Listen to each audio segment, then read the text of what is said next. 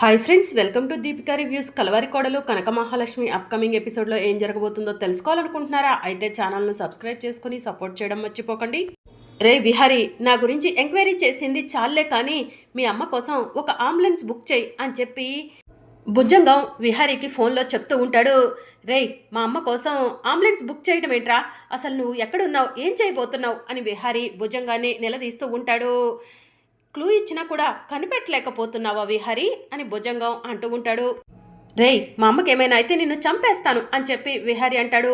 నన్ను పట్టుకోవడం నీ వల్ల కాదని చెప్పాను కదా విహారీ అని భుజంగం అంటూ ఉంటాడు.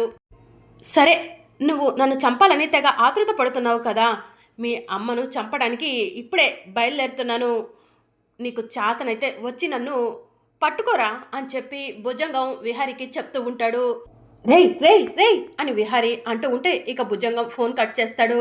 లక్ష్మి, వాడు మా అమ్మను టార్గెట్ చేశాడు అని చెప్పి విహారీ చెప్తూ ఉంటాడు. విహారీ గారు, త్వరగా మనం వెళ్దాం పదండి ఇంటికి అని లక్ష్మి అంటుంది. నువ్వు ఇక్కడే ఉండు, వాడికి సంబంధించిన డీటెయిల్స్ అన్నీ తెలుసుకో లక్ష్మి అని విహారీ చెప్తూ ఉంటే, సరే విహారీ గారు, మీరు జాగ్రత్తగా వెళ్ళండి అని చెప్పి లక్ష్మి అంటుంది. ఇక విహారీ టెన్షన్ పడుతూ కార్ డ్రైవ్ చేస్తూ ఇంటికి బయలుదేరుతాడు. ఇక మరోవైపు యమున రెడీ అయి బయటికి వచ్చి, ఒరే పండు, నేను గుడికి వెళ్ళొస్తానరా అని చెప్పి చెప్తూ ఉంటుంది. యమునమ్మ, లక్ష్మమ్మను కానీ విహారీ బాబును కానీ తోడుగా తీసుకెళ్ళకపోయారా అని చెప్పి పండు అంటూ ఉంటాడు. వాళ్ళు పనుల మీద ఎక్కడున్నారోరా, వాళ్ళని ఇబ్బంది పెట్టడం ఎందుకు, గుడి ఏమైనా నాకు కొత్త, వెళ్తానులే అని చెప్పి యమున అంటూ ఉంటుంది. సరే యమునమ్మ, జాగ్రత్తగా వెళ్ళండి అని చెప్పి పండు చెప్తూ ఉంటాడు. సరేరా పండు, ఇంట్లో ఎవరైనా అడిగితే గుడికి వెళ్ళానని చెప్పు అని చెప్పి యమున చెప్తూ ఉంటుంది. యమునమ్మ, మరి ఎలా వెళ్తారు అని పండు అడుగుతూ ఉంటే, కారు ఉంది, డ్రైవర్ కూడా ఉన్నాడు కదరా, వెళ్తానులే, నాకేం భయం లేదు అని చెప్పి యమున అంటుంది. సరే యమునమ్మ అని చెప్పి పండు అంటాడు. ఇక యమున గుడికి బయలుదేరుతుంది. యమునమ్మ నిజంగా చాలా గ్రేటు. లక్ష్మమ్మ కాపురాన్ని నిలబెట్టడం కోసం మూర్ఛ వచ్చిందనిలాగా అమ్మగారు యాక్టింగ్ చేసి నా చెల్లెలు జీవితాన్ని నిలబెట్టింది అని చెప్పి పండు మనసులో అనుకుంటూ ఉంటాడు. ఇక మరోవైపు భుజంగం యమున గుర్తు పట్టకుండా గడ్డం పెట్టుకొని, యమున, నా గురించి నీ కొడుకు వెతుకుతున్నాడు, నీ కొడుకు మళ్ళీ నా గురించి ఎంక్వైరీ చేయకుండా ఉండాలంటే వాడికి స్ట్రాంగ్గా డోస్ ఇవ్వాల్సిందే అని చెప్పి మనసులో అనుకుంటూ యమున గుర్తు పట్టకుండా గడ్డం పెట్టుకొని ఇంట్లో నుంచి బయటికి వస్తూ ఉంటాడు. మరోవైపు యమున కారులో గుడికి వెళ్తూ ఉంటుంది. ఇక మరోవైపు విహారీ టెన్షన్ పడుతూ ఇంటికి వస్తాడు. పండు, అమ్మ ఇంట్లోనే ఉందా అని విహారీ కంగారు పడుతూ పండుని అడుగుతూ ఉంటాడు. యమునమ్మ ఇప్పుడే డ్రైవర్ని తీసుకొని గుడికి వెళ్ళింది విహారీ బాబు అని చెప్పి పండు చెప్తూ ఉంటాడు. సరేరా పండు అని విహారీ కంగారుగా మళ్ళీ కారు ఎక్కబోతూ ఉండగా, విహారీ బాబు ఎక్కడికి అని పండు అడుగుతూ ఉంటాడు. తరువాత అన్ని విషయాలు చెప్తాను పండు, అర్జెంటుగా వెళ్ళాలి అని చెప్పి విహారీ కంగారుగా వెళ్తూ ఉంటాడు. విహారీ బాబు లక్ష్మమ్మ కలిసి వెళ్ళారు. విహారీ బాబు ఒక్కళ్ళే వచ్చారు. యమునమ్మ గురించి కంగారు పడుతున్నారు. అసలు ఏం జరుగుంటుంది అని పండు ఆలోచిస్తూ ఉంటాడు. ఇక మరోవైపు లక్ష్మి కంగారు పడుతూ యమునమ్మకి ఏం కాకూడదు అని చెప్పి మనసులో అనుకుంటూ ఉంటుంది. ఇక సాయి ప్రింటింగ్ ప్రెస్ లోపలికి వెళ్ళి డీటెయిల్స్ ఏమైనా తెలిసాయండి అని చెప్పి అడుగుతూ ఉంటుంది. కాసేపు వెయిట్ చేయండి అమ్మా, నాకు చాలా పనులున్నాయి, మీ పని కూడా పూర్తి చేస్తాను కాసేపట్లో, కాసేపు వెయిట్ చేయండి అని షాప్ అతను చెప్తూ ఉంటే, సరే అండి అని చెప్పి లక్ష్మి బయటకు వెళ్ళి కూర్చుంటుంది. ఇక మరోవైపు యమున గుడి దగ్గర దిగుతుంది. నా మనసు అస్సలు బాలేదు. విహారీ లక్ష్మి గురించి ఆ రోజే అందరికీ చెప్పుంటే నా మనసు కుదుట పడేది, కానీ విహారీ నిజం ఎందుకు చెప్పలేదా అని నా మనసు ఆందోళనగా ఉంది అని యమున మనసులో అనుకుంటూ గుడి దగ్గర దిగి గుడిలోకి వెళ్తూ ఉంటుంది. ఇక విహారీ టెన్షన్గా కార్ డ్రైవ్ చేసుకుంటూ అమ్మకు ఫోన్ చేసి నేను వచ్చే వరకు జాగ్రత్తగా ఉండమని చెప్పాలి అని మనసులో అనుకుంటాడు. వెంటనే ఫోన్ తీసుకొని యమునకు ఫోన్ చేస్తాడు. యమున ఫోను కార్లో రింగ్ అవుతూ ఉంటుంది. ఇంకా డ్రైవర్ ఫోన్ లిఫ్ట్ చేసి హలో అని చెప్పి అంటూ ఉంటే, ఎవరు మాట్లాడేది అని చెప్పి విహారీ అడుగుతూ ఉంటాడు. నేను డ్రైవర్ని సార్ అని చెప్పి డ్రైవర్ చెప్తూ ఉంటాడు. అమ్మ పక్కనుందా అని విహారీ అడుగుతూ ఉంటాడు. అమ్మగారు కార్లో ఫోన్ మర్చిపోయి వెళ్ళిపోయినట్టున్నారు అని డ్రైవర్ చెప్తూ ఉంటాడు.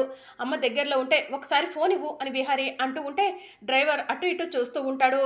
అమ్మగారు గుళ్ళోకి వెళ్ళిపోయినట్టు ఉన్నారు అని చెప్పి కార్ డ్రైవర్ చెప్తూ ఉంటాడు. సరే అని చెప్పి విహారీ టెన్షన్గా ఫోన్ కట్ చేస్తాడు. అమ్మను ఎలాగైనా సేవ్ చేసుకోవాలి, అతను ఎవరో తెలుసుకోవాలి అని చెప్పి విహారీ మనసులో అనుకుంటూ ఉంటాడు. రే, మా అమ్మ జోలికి వస్తే నిన్ను వదిలిపెట్టను అని విహారీ టెన్షన్ పడుతూ మనసులో అనుకుంటూ కార్ డ్రైవ్ చేస్తూ వస్తూ ఉంటాడు. మరోవైపు పద్మాక్షి, సహస్ర, ఏం చేస్తున్నావే అని చెప్పి అడుగుతూ ఉంటుంది. నా జీవితం ఏంటి ఇలా అయింది అని ఆలోచిస్తున్నానమ్మా అని సహస్ర అంటుంది. పద్దాకలా అదే ఆలోచన సహస్ర, కాస్త ఆ ఆలోచన నుంచి బయటికి రా, కాసేపు ప్రశాంతత కోసం ఫ్రెండ్స్ని వెళ్ళి కలవచ్చు కదా అని చెప్పి పద్మాక్షి అంటుంది. ఇంట్లో నుంచి బయటకు వెళ్తూ అంటే ప్రెగ్నెన్సీ అని ఆఫ్ చేస్తున్నావు, ఇప్పుడేమో బయటికి వెళ్ళు అంటున్నావా అమ్మ అని సహస్ర అంటూ ఉంటుంది. ఇప్పుడు ఇంట్లో విహారీ లేడు, మీ అత్తయ్య కూడా లేదు కదవే, నువ్వు ఎక్కడికి వెళ్ళినా కూడా వాళ్ళు నిన్ను ప్రశ్నించరు కదవే, హ్యాపీగా వెళ్ళిరా అని చెప్పి పద్మాక్షి సహస్రకు చెప్తూ ఉంటే, థ్యాంక్ యూ అమ్మా, థ్యాంక్ యూ సో మచ్, ఫ్రెండ్స్ని కలిస్తే ఈ ఆలోచనలన్నీ కాస్త మర్చిపోతాను అని చెప్పి సహస్ర సంతోషంగా తన ఫ్రెండ్స్ దగ్గరికి బయలుదేరుతుంది. నా కూతురు సహస్ర ఇలా సంతోషంగా మాట్లాడి ఎన్ని రోజులైందో, ఆ లక్ష్మి ఏమంట అయితే విహారీ జీవితంలోకి వచ్చిందో నా కూతురు జీవితంలో సంతోషం అనేది లేకుండా పోయింది. ఆ విహారీ జీవితంలో లక్ష్మిని అడ్డు తొలగించి నా కూతురికి ఎప్పటికీ ఈ సంతోషాన్ని ఇవ్వాలి అని చెప్పి పద్మాక్షి మనసులో అనుకుంటూ ఉంటుంది. ఇక మరోవైపు యమున గుళ్ళోకి నడుచుకుంటూ వెళ్తూ ఉంటే భుజంగం వెనుక నుంచి యమున వెనుక నడుచుకుంటూ వెళ్తూ ఉంటాడు. యమున, నువ్వు ఈరోజు నా చేతుల్లో చావబోతున్నావు అని భుజంగం మనసులో అనుకుంటూ తను తీసుకొచ్చిన కత్తిని బయటికి తీస్తూ ఉంటాడు. వెనుక నుంచి యమునను కత్తితో పొడవబోతూ ఉండగా అప్పుడే యమున కార్ డ్రైవర్ యమున దగ్గరకు వచ్చి, విహారీ గారు మీకు ఫోన్ చేశారు, ఇదిగోండి ఫోను అని చెప్పి ఫోన్ని యమునకు ఇస్తూ ఉంటాడు. ఇక దాంతో భుజంగం కత్తిని లోపలికి పెట్టుకుంటాడు. విహారీ ఫోన్ చేశాడా? ఎందుకు చేసి ఉంటాడు? నేను విహారీపై కోప్పడ్డాను కదా, నా కోపం పోగొట్టడానికే ఫోన్ చేసి ఉంటాడు. కానీ కొన్ని రోజులు విహారీతో అలానే ఉండాలి, అప్పుడే లక్ష్మి గురించి విహారీ అన్ని విషయాలు ఇంట్లో చెప్తాడు అని యమున తనలో తానే అనుకుంటూ, ఫోను కార్లో పెట్టు, నేను తర్వాత మాట్లాడతానులే అని చెప్పి డ్రైవర్కి చెప్తుంది. ఇక దాంతో డ్రైవర్ ఫోన్ తీసుకొని అక్కడి నుంచి వెళ్ళిపోతాడు. ఇక మరొకసారి యమున అలా నడుచుకుంటూ వెళ్తూ ఉంటే భుజంగం మరొకసారి, ఇందాకలైతే మిస్ అయ్యావు కానీ ఇప్పుడు ఎట్టి పరిస్థితిలో మిస్ కావు యమున, ఈరోజు నా చేతుల్లో నీ చావు ఖాయం, నీ కొడుకు ఇక నా ఫోన్ కాల్ వస్తుందంటే గజగజ వణికిపోవటం ఖాయం అని భుజంగం మనసులో అనుకొని కత్తి తీసుకొని యమునని గట్టిగా పడవబోతూ ఉండగా యమున పక్కకు వెళ్ళిపోతుంది. దాంతో భుజంగం కింద పడిపోతాడు. ఇక భుజంగం కింద పడిపోవడంతో యమునకి సౌండ్ వినిపించి వెనక్కి తిరిగి చూసేసరికి ఒక పెద్దాయన కింద పడ్డట్టు యమునకు కనిపిస్తూ ఉంటుంది. అయ్యయ్యో, కింద పడిపోయారేంటి అని చెప్పి యమున వెళ్ళి భుజంగాన్ని లేపుతూ ఉంటుంది. ఇక భుజంగం యమున ఎక్కడ గుర్తుపడుతుందా అని చెప్పి టెన్షన్ పడుతూ మెల్లగా లేచి నుంచుంటాడు. దెబ్బలేమైనా తగిలాయా అండి అని చెప్పి యమున భుజంగాన్ని అడుగుతూ ఉంటుంది. ఏమీ తగలేదు అని భుజంగం చెప్తూ ఉంటాడు. ఈ గొంతు ఎక్కడో విన్నట్టుందే అని యమున ఆలోచించి భుజంగం మొహం వైపు చూస్తుంది. భుజంగాన్ని అలానే చూస్తూ ఉంటే, ఏమైంది, ఎందుకు అలా చూస్తున్నారు అని భుజంగం యమునని అడుగుతూ ఉంటాడు. నువ్వు నువ్వు భుజంగానివి కదా అని చెప్పి యమున అడుగుతూ ఉంటే భుజంగం టెన్షన్ పడుతూ ఉంటాడు. నువ్వు భుజంగానివి కదా అని చెప్పి యమున భుజంగం చెంపపై చేయి వేసి అడుగుతూ ఉంటే భుజంగం టెన్షన్ పడుతూ అటు ఇటు చూస్తూ ఉంటాడు. అప్పుడే విహారీ కారు వచ్చి గుడి ముందు ఆగుతుంది. విహారీని చూసిన భుజంగం టెన్షన్ పడుతూ ఉంటాడు. ఇక విహారీ కూడా అటు ఇటు చూస్తూ ఉంటే యమున భుజంగం ఇద్దరు కూడా విహారీకి కనిపిస్తారు. ఇక విహారీ, అమ్మ ఎవరు, అతనితో అంత క్లోజ్గా మాట్లాడుతుంది అని చెప్పి మనసులో అనుకుంటూ ఉంటాడు. ఇక భుజంగం విహారీని చూడగానే అక్కడి నుంచి టెన్షన్ పడుతూ పారిపోతూ ఉంటాడు. రేయ్ ఆగరా, ఆగు అని విహారీ కూడా భుజంగం వెనక పడుతూ ఉంటాడు. ఇక భుజంగం అలా పారిపోతూ ఉంటే విహారీ భుజంగం వెనక ఉరుకుతూ ఉంటాడు. నానా విహారీ, నాన్న విహారీ అని చెప్పి యమున పిలుస్తూ ఉంటుంది. ఇక విహారీ మాత్రం యమున మాటను వినిపించుకోకుండా భుజంగం వెనక వెళ్తూ ఉంటాడు. విహారీని చూసి భుజంగం ఎందుకు అంతలా భయపడిపోయాడు, భుజంగం ఎందుకు విహారీని చూసి పారిపోతున్నాడు, భుజంగానికి విహారీకి మధ్య సంబంధం ఏంటి, భుజంగానికి విహారీకి మధ్య పరిచయం ఇంతకు ముందే ఉందా అని చెప్పి యమున ఆలోచిస్తూ ఉంటుంది. భుజంగం నా గురించి నా కొడుకు విహారీకి ఏమైనా చెప్పుంటాడా, వాళ్ళిద్దరి మధ్య పరిచయం ఎలా ఏర్పడింది అని చెప్పి యమున ఆలోచిస్తూ ఉంటుంది. ఇక భుజంగం విహారీ నుంచి తప్పించుకొని పారిపోతూ ఉంటే భుజంగం వెనకే విహారీ కూడా పరిగెడుతూ ఉంటాడు. రేయ్ దమ్ముంటే మగాడివైతే ఆగరా, ఎదురుపడరా, అప్పుడు చెప్తాను ఈ సంగతి అని చెప్పి విహారీ భుజంగాన్ని అంటూ ఉంటాడు. ఈరోజు వీడికి దొరికితే నేను చేసే ప్రయత్నం అంతా వృధా అవుతుంది, నేను చేసిన ప్రయత్నానికి ఫలితం ఉండదు అని భుజంగం మనసులో అనుకొని అక్కడి నుంచి టెన్షన్ పడుతూ వెళ్తూ ఉంటాడు. మరోవైపు లక్ష్మి ప్రింటింగ్ ప్రెస్ ఎదుట కూర్చొని డీటెయిల్స్ త్వరగా తెలిస్తే బాగుండు, ఇంటికి వెళ్ళిపోవచ్చు, యమునమ్మను జాగ్రత్తగా చూసుకోవచ్చు అని ఆలోచిస్తూ ఉంటుంది.